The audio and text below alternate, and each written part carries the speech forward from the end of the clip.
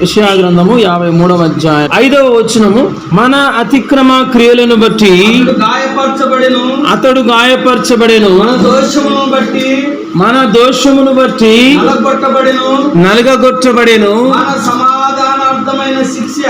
మన సమాధానార్థమైన శిక్ష అతని మీద పడెను,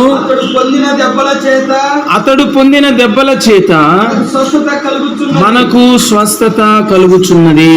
ప్రియ దేవుని బిడ్డలారా, యేసు ప్రభుల వారు కల్వరి సిలువలో ఆయన పొందినటువంటి ప్రతి బాధ ద్వారా, ప్రతి శ్రమ ద్వారా భూమి మీద ఉన్నటువంటి మానవులకు కలిగే మేలులేమిటి, దీవెనలేమిటి అనేది మనం ధ్యానం చేయబోతున్నాం. అందులో ఒకటి ఈ వాక్య భాగంలో మనం చూస్తాం. అదేంటంటే, అతడు పొందిన దెబ్బల చేత మనకు ఏం కలుగుతా ఉందంట?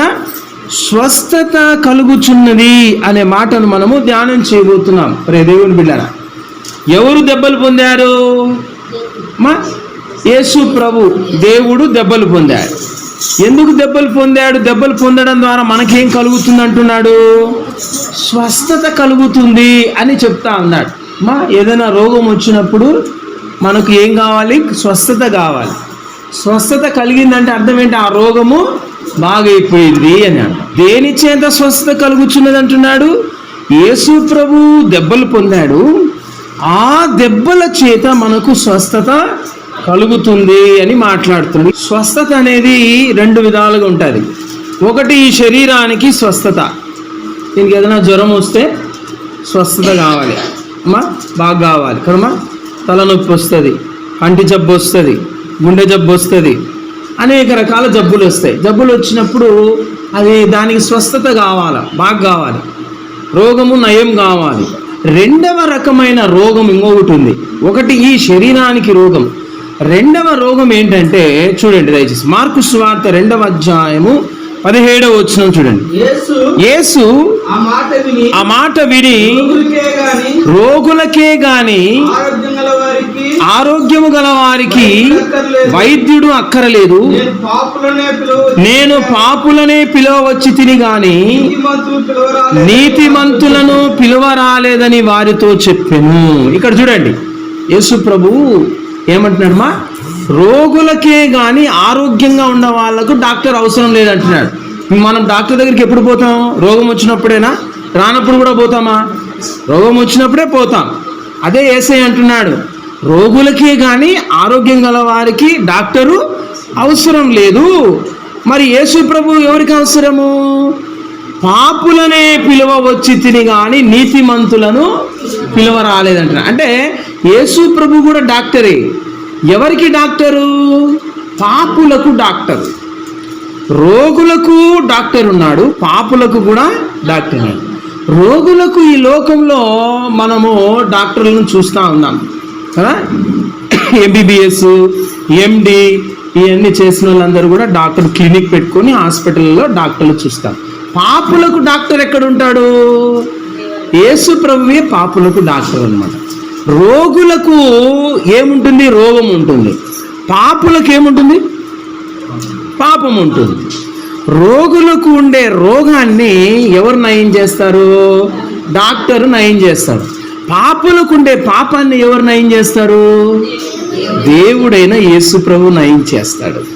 యేసు ప్రభు దేని చేత నయం చేస్తాడంటే, కల్వరి సిలువలో ఆయన పొందిన గాయాలు ఉన్నాయి చూసారా, ఆ దెబ్బల ద్వారా పాపులకుండే పాపం అనే రోగాన్ని స్వస్థపరుస్తాడు. ప్రేమైన దేవుని బిడ్డలారా, ఈ లోకంలో పాపం అనే రోగము లేనివాడు ఎవడన్నా ఉన్నాడా అని మనం చూస్తే పరిశుద్ధ గ్రంథం ఏం చెప్తుందంటే, పాపం అనే రోగము లేనివాడు ఎవడు లేడు అని చక్కగా చెప్తా ఉంది. రోమాపత్రిక 3వ అధ్యాయము 23వ వచనం. ఏ భేదము లేదు, చూసారా ఎవరెవరు పాపం చేశారంట? అందరూ పాపం చేశారు. పాపం విషయంలో భేదం లేదు. నల్లోడికి పాపం ఉంటుందని, తెల్లోడికి పాపం ఉండదని ఏమైనా ఉందా? అట్లేం లేదు, అందరూ పాపులే, అందరికీ పాపం అనేది ఉందన్నమాట. ఓకేనా? ఈ లోకంలో పుట్టినటువంటి మానవులకు పుట్టుతున్నటువంటి ప్రతి ఒక్కరిలో కూడా పాపం ఉంది.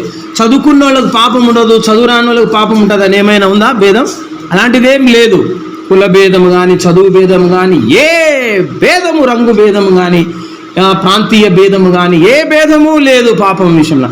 అందరికీ జబ్బు ఉందని చెప్తుంది బైబిల్. ప్రతి ఒక్కరికి ఈ జబ్బు ఉంది. ఆ జబ్బు పేరేంటి? పాపము.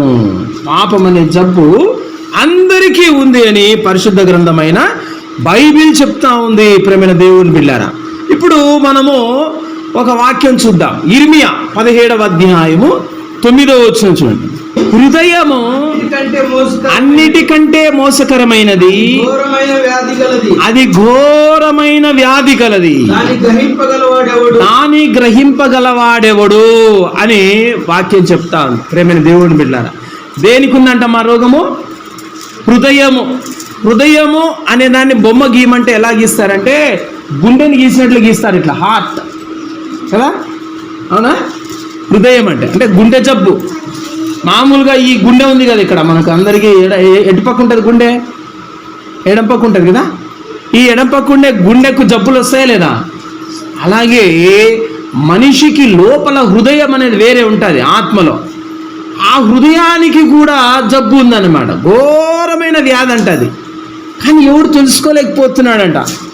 ఆ హృదయానికి ఉండేటువంటి వ్యాధి ఏందో ఎవ్వరు కూడా తెలుసుకోలేకపోతున్నారని బైబిల్ చెప్తా ఉంది. ఆ వ్యాధిని ఎవరు నయం చేస్తారు? హృదయానికి ఉండే వ్యాధిని, గుండెకు ఉండేటువంటి వ్యాధిని నయం చేయాలంటే కార్డియాలజిస్ట్ దగ్గరికి వెళ్ళాలి, గుండె డాక్టర్ దగ్గరికి పోవాలి.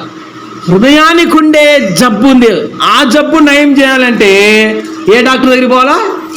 యేసయ్య. వెరీ గుడ్, యేసు ప్రభు అనే డాక్టర్ దగ్గరికి పోవాలా. మార్కు సువార్త 7వ అధ్యాయం 21వ వచనం చూడండి. అక్కడ ఇంకా స్పష్టంగా హృదయములో ఉన్న జబ్బులు ఏంటో చెప్తాడు. 21, 22, 23 నేనే చదువుతున్నాను, గమనించండి.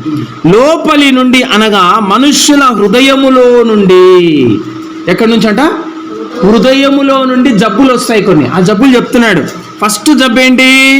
దురాలోచనలను, రెండవది జారత్వములను, దొంగతనములను, నరహత్యలను, వ్యభిచారమును, లోభము, చెడుతనము, కృత్రిమమును, కామ వికారము, మత్సరము, దేవదూషణయు, అహంభావమును, అవివేకమును వచ్చును.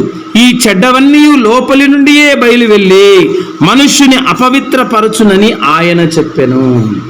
ఇర్మియాలో మనం ఏం చూసాం? హృదయము ఘోరమైన వ్యాధి గలదని చూసాం. మార్కు సువార్త 7వ అధ్యాయం 21లో హృదయములో నుండి ఏమేమి వస్తున్నాయని చూస్తున్నాం మనము. దురాలోచనలు, జారత్వము, దొంగతనము, నరహత్యలు, వ్యభిచారములు, లోభములు, చెడుతనము, కృత్రిమము, కామ వికారము, మత్సరము, ఇవన్నీ కూడా దేవదూషణ, అహంభావము, అవివేకము, ఇవన్నీ కూడా వస్తున్నట్లుగా మనం చూస్తున్నాం. ఇవన్నీ జబ్బులు. ఏ డాక్టర్ నయం చేస్తారమ్మా? దురాలోచనలు వస్తున్నాయి సార్ నాకు. దురాలోచన అంటే చెడ్డ ఆలోచన హృదయంలో నుండి. కొంచెం చెడ్డ ఆలోచనలు రాకుండా చేయి సార్ అని ఏ డాక్టర్ దగ్గర పోతే మందు ఇస్తాడా? మందు లేదు దానికి. అయితే దీనికి సంబంధించిన డాక్టర్ పేరు ఏం పేరు? యేసయ్య. యేసయ్య దగ్గర ఉంది మందు, అది ఆయన గాయం. దేవుడి బిడ్డలారా, అలాగే ఇంకా ఇక్కడ వ్యభిచారం ఉంది, జారత్వం ఉంది, నరహత్య, ధనాపేక్ష, లోభము. దేవుని బిడ్డలారా, కామ వికారం, మత్సరం, ఇవన్నీ జబ్బులు. వ్యభిచారం అనే జబ్బు ఉంది. ఈ జబ్బును తీసేసే డాక్టర్ ఎవరైనా ఉన్నాడా? ఉన్నాడు. ఎవరైనా? యేసయ్య. యేసయ్య డాక్టర్ దగ్గరికి వెళ్తే ఏమయ్యా నీ జబ్బు అంటే వ్యభిచారం అయ్యా నా జబ్బు అంటే మందు ఉంది ఆయన కాడ. ఆయన దగ్గర ఉన్నటువంటి మందు ఏంటి? ఏమన్నాడు మనం మూలవాక్యంలో? అతడు పొందిన దెబ్బల చేత మనకేం కలుగుతుంది? స్వస్థత కలుగుతున్నది అనే మాట మనం చూస్తాం. జబ్బు వస్తే మనం ఏం చేస్తాం? డాక్టర్ దగ్గర పోతాం కదా. అట్లా మనకు కూడా ఈ జబ్బులు, ఇప్పుడు చదువుకున్న ఈ జబ్బులు, హృదయం సంబంధించినటువంటి జబ్బులు ఇవి. ఈ జబ్బులు, చెడ్డ ఆలోచనలు వస్తున్నాయి నాకు, నా హృదయంలో నుండి ఈ చెడ్డ ఆలోచనలు పోవాలా అని మనం డాక్టర్ దగ్గరికి పోవాలా, యేసు ప్రభు దగ్గరికి పోవాలా. యేసు ప్రభు దగ్గర పోయి మోకాళ్ళలోంచి, ఏమ్మా నాకు చెడ్డ ఆలోచనలు వస్తున్నాయి యేసయ్య, నా గురించి చెడ్డ ఆలోచనలు వస్తున్నాయి, నాకు సంబంధించిన నా భార్య పిల్లల గురించి, నా తోబుట్టుల గురించి, నా ఇరుగు పొరుగు వారి గురించి ఎప్పుడు చెడ్డ ఆలోచనలు వస్తున్నాయి. ఈ చెడ్డ ఆలోచనలు రాకుండా మంచి ఆలోచనలు వచ్చేటట్టు మంది యేసయ్య అంటే యేసయ్య ఏం చేస్తాడు? ఆ పరలోకము నుండి నీ యొక్క ప్రార్థన విని, డాక్టర్ దగ్గరికి పోతే మనం చెప్తాం కదా, చెప్పినప్పుడు ఆయన మందు రాస్తాడా లేదా? అలా యేసయ్య ఏం చేస్తాడంటే ఆయన చేతుల్లో గాయాలు ఉన్నాయి లేదా, ఆ చెయ్యిని మన మీదికి పంపిస్తాడు. మన మీదికి పంపించి మనల్ని ముట్టుతాడు. ముట్టినప్పుడు ఏమవుతుందంటే ఈ చెడ్డ ఆలోచనలు రావడం ఆగిపోతాయి. హల్లెలూయా. నమ్మిన వాళ్ళు చెయ్యి పైకెత్తి హల్లెలూయా చెప్పండి. మనం డాక్టర్ దగ్గరికి పోకుండా, డాక్టర్ దగ్గరికి పోతానే డాక్టర్ ఏం చేస్తాడు? ఆయన కూర్చోబెట్టాడు. కూర్చోబెట్టి ఏమైంది అంటాడు. అంటాడా లేదమ్మా? ఏమైంది అన్నప్పుడు నువ్వే కనుక్కో అని అట్లే ఉంటాం. మనము ఏం చేస్తాం? మనం చెప్తాం. అట్లా యేసయ్య దగ్గరికి కూడా పోయినప్పుడు మనం చెప్పాలా. యేసయ్య దగ్గరికి పోయినా అంటే అర్థం ఏంటి? ప్రార్థన చేసేటప్పుడు చెప్పాలి, ఇదిగో నాయన చెడ్డ చెడ్డ ఆలోచనలు వస్తున్నాయి, జబ్బు ఉంది నాకు, ఈ జబ్బు ఈ డాక్టర్లు నయం చేయరు, నువ్వే నయం చేస్తావు, నీ వాక్యంలో ఉంది కదా, నువ్వు గాయాలు పొందినావు అందుకే అని, కాబట్టి నాకు ఈ జబ్బు తీసే యేసయ్యా అని చెప్పాలి. డాక్టర్కి చెప్పినట్టు ఆ యేసయ్య అనే డాక్టర్కి చెప్పాలా. అప్పుడు ఆయన తన గాయపడిన హస్తాన్ని మన మీద మనల్ని ముట్టి బాగు చేస్తాడు. దేవుని బిడ్డలారా, ఇది హృదయ సంబంధమైన జబ్బులన్నీ మనం చూసాం.